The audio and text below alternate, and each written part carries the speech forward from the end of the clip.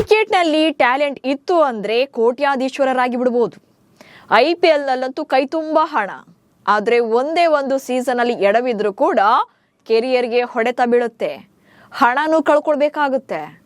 ಹೀಗೆ IPL ನಲ್ಲಿ ದುಬಾರಿ ಸಂಭಾವನೆ ಪಡೆದು ನೆಕ್ಸ್ಟ್ ಇಯರ್ ಎಲ್ಲವನ್ನು ಕಳ್ಕೊಂಡವರು ಯಾರು? ಮುಂದಿನ ಆವೃತ್ತಿಗೆ ಯಾವೆಲ್ಲ ದುಬಾರಿ ಆಟಗಾರರಿಗೆ ಗೇಟ್ ಪಾಸ್ ಸಿಗ್ಬೋದು?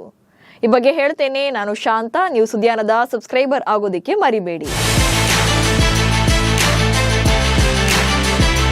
2026ರ IPL ನಲ್ಲೂ ಕೂಡ ಸಾಕಷ್ಟು ಆಟಗಾರರು ದುಬಾರಿ ಸಂಭಾವನೆ ಪಡೆದು ಸದ್ದು ಮಾಡಿದ್ರು. ಹೀಗೆ ಹೈಯೆಸ್ಟ್ ಪೇಮೆಂಟ್ ಇದ್ರೂ ಕೂಡ ಆನ್ ಫೀಲ್ಡ್ ನಲ್ಲಿ ಕೆಲವರ ಪ್ರದರ್ಶನ ಸಪ್ಪೆನಿಸ್ತಾ ಇತ್ತು.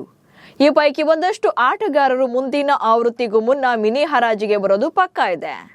Cameron Green, Nicholas Pooran, Liam Livingstone, Matheesha Pathirana ಹೀಗೆ ಸಾಕಷ್ಟು ಆಟಗಾರರು ರಿಲೀಸ್ ಲಿಸ್ಟ್ ನಲ್ಲಿದ್ದಾರೆ. ಆದ್ರೆ ಇವ್ರು ಯಾರಿಗೂ ಕೂಡ ಈಗಿರುವಂತ ಸಂಭಾವನೆ ನೆಕ್ಸ್ಟ್ ಇಯರ್ ಸಿಗೋದು ಕಷ್ಟ ಇದೆ. ಯಾಕಂದ್ರೆ ಪರ್ಫಾರ್ಮೆನ್ಸ್ ಇಲ್ಲ ಅಂತಾನೆ ಇವರಿಗೆಲ್ಲ ಗೇಟ್ ಪಾಸ್ ಸಿಗ್ತಾ ಇರೋದ್ರಿಂದ ಹೆಚ್ಚಿನ ಮೊತ್ತ ಕೊಡೋಕೆ ಬೇರೆ ಫ್ರಾಂಚೈಸಿಗಳು ಕೂಡ ರೆಡಿ ಇರಲ್ಲ. ಅದಕ್ಕೆ ಬೆಸ್ಟ್ ಎಕ್ಸಾಂಪಲ್ ಈ ಆಟಗಾರರು. ಒಂದೇ ವರ್ಷದ ಅಂತರದಲ್ಲಿ ಅತಿ ಹೆಚ್ಚು ಸಂಭಾವನೆ ಕಳ್ಕೊಂಡಂತ ಒಂದಷ್ಟು ಪ್ಲೇಯರ್ಗಳ ಬಗೆಗಿನ ಮಾಹಿತಿಯನ್ನ ನೋಡ್ತಾ ಹೋಗೋಣ. 2025ರ IPLಗೂ ಮುನ್ನ ನಡೆದಿದ್ದಂತ ಮೆಗಾ ಆಕ್ಷನ್ ನಲ್ಲಿ ಅತಿ ಹೆಚ್ಚು ಸದ್ದು ಮಾಡಿದ್ರೆ ರಿಷಬ್ ಪಂತ್ ಹೆಸರು. ಲಕ್ನೋ ಸೂಪರ್ ಜೈಂಟ್ಸ್ ತಂಡ ಬರೋಬ್ಬರಿ 27 ಕೋಟಿ ರೂಪಾಯಿ ನೀಡಿ ಖರೀದಿ ಮಾಡಿತ್ತು. ಸೊ ಇದು IPL ಇತಿಹಾಸದಲ್ಲೇ ಕಾಸ್ಟ್ಲಿಯೆಸ್ಟ್ ಬಿಡ್ಡಿಂಗ್. ಆದ್ರೆ 2027ರ IPLಗೂ ಮುನ್ನವೇ ಲಕ್ನೋ ತಂಡದಿಂದ ಡೆಲ್ಲಿ ಕ್ಯಾಪಿಟಲ್ಸ್ ತಂಡಕ್ಕೆ ಟ್ರೇಡ್ ಡೀಲ್ ಆಗಿ ಬಂದಿದ್ದಾರೆ.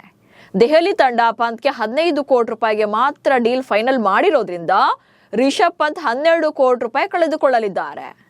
ಇನ್ನು ನಮ್ಮ RCBಯ ಪ್ಲೇಯರ್ ವೆಂಕಟೇಶ್ ಅಯ್ಯರ್ರದ್ದು ಕೂಡ ಇದೇ ಕಥೆ. 2025ರಲ್ಲಿ ಇವರು ಕೂಡ KKR ತಂಡಕ್ಕೆ ಬರೋಬ್ಬರಿ 23.75 ಕೋಟಿ ರೂಪಾಯಿ ಸಂಭಾವನೆಯೊಂದಿಗೆ ಸೇರ್ಪಡೆಯಾಗಿದ್ರು. ಆದ್ರೆ ಕಳೆದ ವರ್ಷ ಮಿನಿ ಆಕ್ಷನ್ ನಲ್ಲಿ RCB ಇವರನ್ನ 7 ಕೋಟಿ ರೂಪಾಯಿ ನೀಡಿ ಖರೀದಿ ಮಾಡಿತ್ತು. ಹೀಗಾಗಿ ವೆಂಕಿ ಒಂದೇ ಸೀಸನ್ ಅಂತರದಲ್ಲಿ ಬರೋಬ್ಬರಿ 16.75 ಕೋಟಿ ರೂಪಾಯಿ ಕಳ್ಕೊಳ್ಬೇಕಾಯ್ತು. ಇನ್ನು IPL ಹಿಸ್ಟ್ರಿಯನ್ನ ಕೆದಕಿದ್ರೆ ಸ್ಯಾಮ್ ಕರ್ರನ್ರದ್ದು ಕೂಡ ಇದೇ ಕಥೆ. 2025ರ IPLಗೂ ಮುನ್ನ ಇಂಗ್ಲೆಂಡ್ ಮೂಲದ ಈ ಆಲ್ರೌಂಡರ್ ಸಂಬಳ 18.5 ಕೋಟಿ ರೂಪಾಯಿ ಇತ್ತು. ಆದ್ರೆ ಚೆನ್ನೈ ತಂಡ 2.4 ಕೋಟಿ ರೂಪಾಯಿ ನೀಡಿ ಇವರನ್ನ ಖರೀದಿ ಮಾಡಿತ್ತು. ಸೊ ಇದರಿಂದಾಗಿ 16.1 ಕೋಟಿ ಸಂಭಾವನೆ ಕಡಿತವಾಗಿತ್ತು.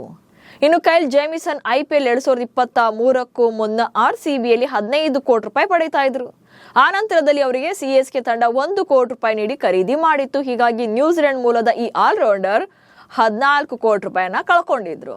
ಇನ್ನು KKR ನಲ್ಲಿ 24.75 ಕೋಟಿ ರೂಪಾಯಿ ಪಡಿತಾ ಇದ್ದಂತ ಆಸ್ಟ್ರೇಲಿಯಾ ವೇಗಿ ಮಿಚೆಲ್ ಸ್ಟಾರ್ಕ್ ಡೆಲ್ಲಿ ಕ್ಯಾಪಿಟಲ್ಸ್ ನಲ್ಲಿ 11.75 ಕೋಟಿ ರೂಪಾಯಿಗೆ ಜಾಯ್ನ್ ಆಗಿದ್ರು. ಸೊ ಇದರಿಂದಾಗಿ ಒಂದೇ ಸೀಸನ್ ಅಲ್ಲಿ 13 ಕೋಟಿ ರೂಪಾಯಿ ಕಟ್ ಆಫ್ ಆಯಿತು. ಆಸ್ಟ್ರೇಲಿಯಾದ ಮತ್ತೊಬ್ಬ ವೇಗಿ ಜೆ ರಿಚರ್ಡ್ಸನ್ ಪಂಜಾಬ್ ಕಿಂಗ್ಸ್ ನಲ್ಲಿ 14 ಕೋಟಿ ರೂಪಾಯಿಯನ್ನ ಪಡಿತಿದ್ರು. ಸೊ 1.5 ಕೋಟಿ ರೂಪಾಯಿಗೆ ಮುಂಬೈ ಇಂಡಿಯನ್ಸ್ ಸೇರಿದ ಬಳಿಕ 12.5 ಕೋಟಿ ರೂಪಾಯಿನ ಕಳ್ಕೊಳ್ಬೇಕಾಯ್ತು. ಹೀಗೆ ಸ್ಟಾರ್ ಆಟಗಾರರೇ ಒಂದೆರಡು ಫೇಲ್ಯೂರ್ಗೆ ಕೋಟಿ ಲಾಸ್ ಮಾಡ್ಕೊಂಡಿದ್ದಾರೆ. ಆದ್ರೆ ಪರ್ಫಾರ್ಮೆನ್ಸ್ ಚೆನ್ನಾಗಿದ್ದಾಗ ಸಂಭಾವನೆ ವಿಚಾರ ಮ್ಯಾಟರ್ ಆಗಲ್ಲ. ಸೊ ಎಷ್ಟೇ ದೊಡ್ಡ ಸಂಭಾವನೆ ಕೊಡ್ತಾ ಇದ್ರು ಕೂಡ ಅದು ದುಬಾರಿ ಅನ್ಸೋದಿಲ್ಲ. ಆದ್ರೆ ಯಾವಾಗ ಆಟಗಾರ ಫೇಲ್ಯೂರ್ ಆಗ್ತಾರೋ ಆಗ ಎಲ್ಲವೂ ಕಟ್ ಆಫ್ ಆಗುತ್ತೆ ಅಷ್ಟೇ. ನಮಸ್ಕಾರ.